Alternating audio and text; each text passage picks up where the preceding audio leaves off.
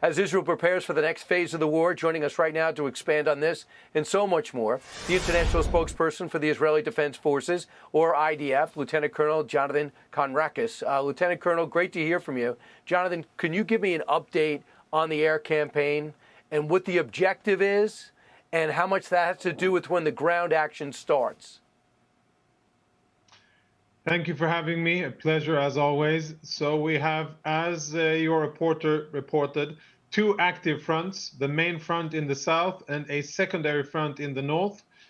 In the north, Hezbollah is really trying to escalate the situation. We have had a total of 7 casualties so far, civilian and military, and dozens of anti-tank missiles have been fired by Hezbollah at Israel. At this stage, we are responding to the aggressions only, and we haven't decided to escalate the situation further. In the south, our aerial campaign continues. We are preparing for the next stage of operations. We are targeting Hamas leaders, their infrastructure, the logistic infrastructure, and everything related to Hamas combat capabilities. The aim here is to have a weakened, tired, and dislocated Hamas in preparation for our next stage of military operations. Colonel, do you believe that Hamas is trying to run and get out, maybe mix in with civilians and go through the Rafah crossing? Or do you think they want to stay and fight you guys? In essence, Hamas are cowards. Their whole strategy is built upon hiding behind civilians or under civilians.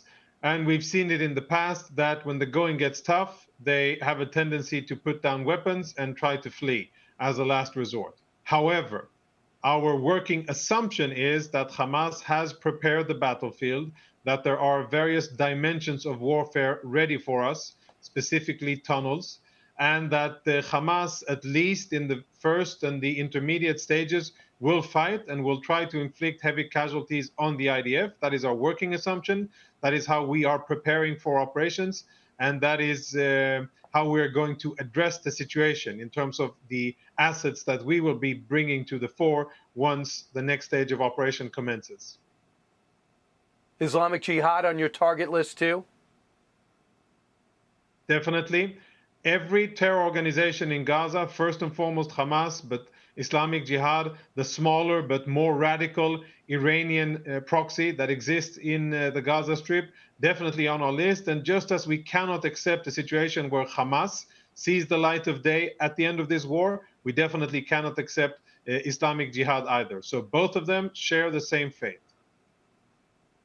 Last week, did this show, 2 hours, and we were told the reason why the ground operation didn't start was because of weather. Now it's a week later, it hasn't started, without giving away intelligence that would compromise your operation. Can you tell me why it's been 2 weeks?